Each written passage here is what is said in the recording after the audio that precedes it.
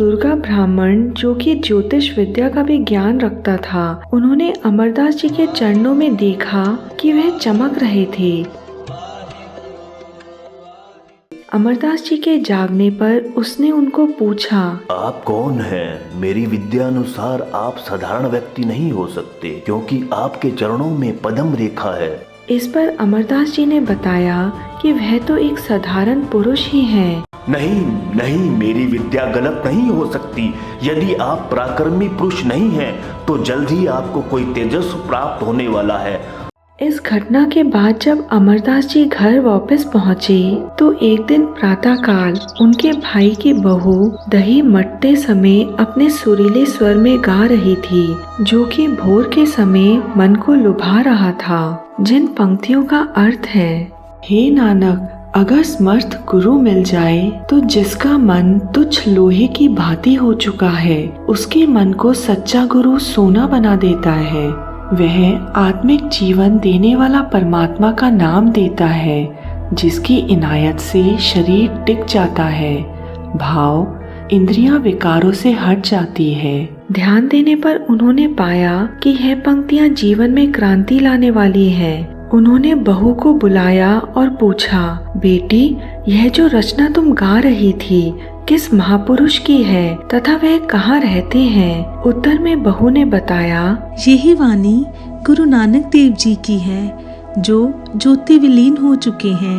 उनकी गद्दी पर मेरे पिता गुरु अंगद देव जी विराजमान हैं। यह सब जानकारी प्राप्त होने पर अमरदास जी खडूर नगर पहुँचे। वहाँ पर गुरु अंगद देव जी ने उनका हार्दिक स्वागत किया, किंतु अमरदास जी ने कहा, मैं समधी के नाते से आपको मिलने नहीं आया, मैं तो सत्य गुरु की खोज में भटकता रहा हूँ, अतः मैं आपकी शरण में आया हूँ। मुझे पूर्ण आशा है गुरु नानक देव जी के दर से मुझे निराश नहीं लौटना पड़ेगा, अतः आप मुझे अपने सेवक के रूप में स्वीकार करें। गुरु अंगद देव जी ने उनकी सच्ची लगन देखकर उन्हें शिष्य रूप में स्वीकार कर लिया। अब अमरदास जी दिन रात गुरु जी की सेवा में तत्पर रहने लगे। अमरदास जी अर्धरात्रि को नगर के बाहर के विशेष कुएं से जल लाकर गुरु जी को स्नान करवाते और पूरे दिन लंगर इत्यादि की सेवा में व्यस्त रहते। जो भी कार्य करते तन मन से करते, जिसे देखकर गुरुजी प्रसन्न होते और उनको प्रत्येक वर्ष एक पुरस्कार रूप में भेंट देते। इस प्रकार 12 वर्ष व्यतीत हो गए।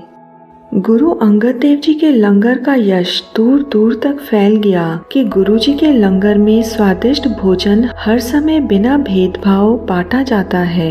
यह सुनकर कुछ निकट्टू किस्म के लोग भी गुरु घर में निवास करने लगे। इन्हीं में एक माणा नामक व्यक्ति दोनों समय डटकर भोजन करता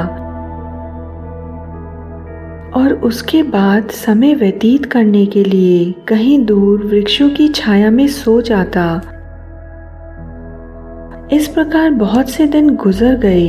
एक दिन उस व्यक्ति को सेवादारों ने समझाया, भाई जी, यहाँ जो भी व्यक्ति आता है वह गुरु के दर की सेवा करके अपना जन्म सफल करने का प्रयास करता है। आप भी यहाँ यथाशक्ति कुछ न कुछ सेवा अवश्य ही करें। यह सुनकर माणा बोला, मैं गुरु का शिष्य हूँ, उनके आदेश पाकर ही उनकी सेवा करूँगा। तुम्हारे कहने पर मैं सेवा क्यों करूँ? मैं किसी का गुलाम नहीं हूँ। इस प्रकार दिन कटते गए। एक दिन बाबा बुड्ढा जी ने उसको समझाने का बहुत प्रयत्न किया।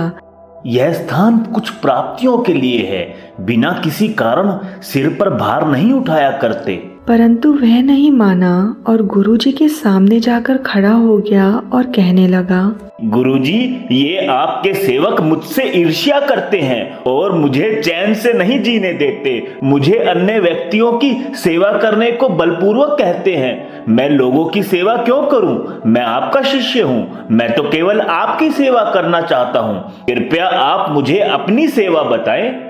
यह सुनकर गुरुजी ने उसे समझाया कि संगत की सेवा हमारी ही सेवा है। मैं संगत में ही वास करता हूँ, किंतु वह जिद करने लगा। नहीं गुरुजी, नहीं, मैं तो सिर्फ आपकी ही सेवा करूँगा। उसका मूर्खों वाला हठ देखकर गुरुजी ने आदेश दिया, जाओ, हमारी तो यही सेवा है, जल मरो। यह कड़े वचन सुनकर वह डगमगा गया। गुरुजी ने ये कैसा आदेश दिया है? जलती आग में भला कैसे मरूं? गुरुजी का आदेश था, जलकर मर जाओ। इस हुक्म का पालन करना कठिन ही नहीं, असंभव सा मालूम हो रहा था, परंतु करता भी क्या। अब वह जन साधारण के सामने मुंह दिखाने योग्य भी नहीं था। अतः वह मन मारकर जंगल में चला गया और वहां लकड़ियां इकट्ठी कर चिता तैयार कर ली और उसको आग लगाकर जला लिया। परंतु अब उसमें कूदकर मरे कौन? जब चिता पूरी तरह जल उठी तो उसने चिता की परिक्रमा करनी प्रारंभ कर दी और एक दो बार उसमें कूदने का असफल प्रयास भी किया, किंतु अधिक ताप तथा मृत्यु का भय उसे ऐसा करने से रोक लेता। जलती आग में जिंदा कैसे चला जाऊं? मुझे कुछ समझ नहीं आ रहा। यह सब दृश्य एक चोर देख रहा था, जो कि पड़ोस के नगर से किसी व्यक्ति के यहाँ से उसकी स्त्री के गहने चुराकर लाया था और सरकारी कर्मचारी यानी पुलिस की मार से बचने के लिए यहाँ जंगल में छिपा बैठा था। वह चोर प्रकट हुआ और उसने भाई माणा से पूछा, आप यह सब क्या कर रहे हैं? मेरे गुरु ने मुझे आदेश दिया है कि जल मरो। बस मैं वही कोशिश कर रहा हूँ, पर कैसे मरूं मुझे नहीं समझ आ रहा। इस पर माणा ने उसे सब कुछ कह सुनाया। यह सब सुनकर कि गुरुजी को इसे जलकर मरने का आदेश है, वह चोर माणा जी से कहने लगा, भाई जी, आप मेरे साथ एक व्यापार कर लें। मुझे गुरुजी का वचन बेच दें और यह गहने उसके बदले में ले लें। क्या यह हो सकता है? मुझे क्या आपत्ति है? मैं अपना वचन आपको बेच देता हूँ और ये गहने मैं अपने पास रख लेता हूँ। भाई माणा जी को यह सौदा अच्छा लगा। उन्होंने तुरंत सहमति दे दी। इस पर चोर ने कहा, परंतु इसके लिए आपको एक काम करना पड़ेगा। अपने गुरुदेव के आगे प्रार्थना करें और उनसे कहें कि आपने अपना वचन मुझे बेच दिया है और उसके बाद ही मैं यह गहने आपको दे सकता हूँ। गुरुजी, आपको जो मैंने वचन दिया था उसे मैं बेच रहा हूँ और उसके बदले ये सोना ले रहा हूँ। भाई माणा जी ने ऐसा ही किया। तभी चोर ने उनके देखते ही देखते भड़की हुई चिता में छलांग लगा दी और वह कुछ ही क्षणों में भस्म हो गया। गुरुजी के वचनों पर अथाह श्रद्धा रखने के कारण उस चोर को परम पद की प्राप्ति हुई, परंतु दूसरी ओर माणा जी वह गहनों का डिब्बा लेकर उसे बेचने निकट के नगर पहुँचे। सुनार ने माल चोरी का है जल्द ही जान लिया और पुलिस को संदेश भिजवाकर माणा को चोरी के आरोप में गिरफ्तार करवा दिया। पुलिस पहले से चोर की तलाश में थी, अतः माल मिलते ही माणा को मृत्यु दंड दे दिया गया।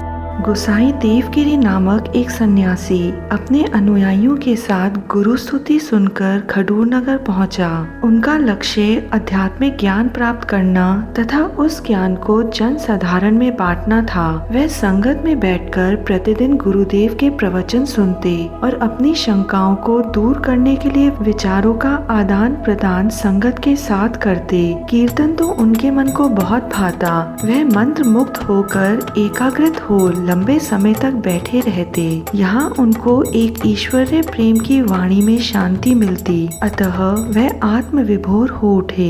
एक दिन उनके मन में आया कि वह अपना सवस्त्र गुरुदेव पर न्यौछावर कर दें, क्योंकि वह देख रहे थे कि आत्मा की भूख के साथ गुरुदेव शारीरिक भूख भी मिटाने का हर समय प्रबंध किए हुए हैं। यहाँ पर बिना भेदभाव के सभी भोजन पा सकते हैं। लंगर व्यवस्था पर वह रीझ उठे और विचार करने लगे, यदि मैं अपनी समस्त पूंजी भी गुरुजी को दे दूं, तो भी इस नेक कार्य के लिए कम है। अतः वह शुभ अवसर देखकर गुरुदेव के सामने उपस्थित हुए। आगे क्या हुआ यह देखने के लिए हमारा चैनल सब्सक्राइब करें, साथ ही लाइक करें और हमें सपोर्ट करने के लिए डिस्क्रिप्शन देखें। सतनाम श्री वाहिगुरु।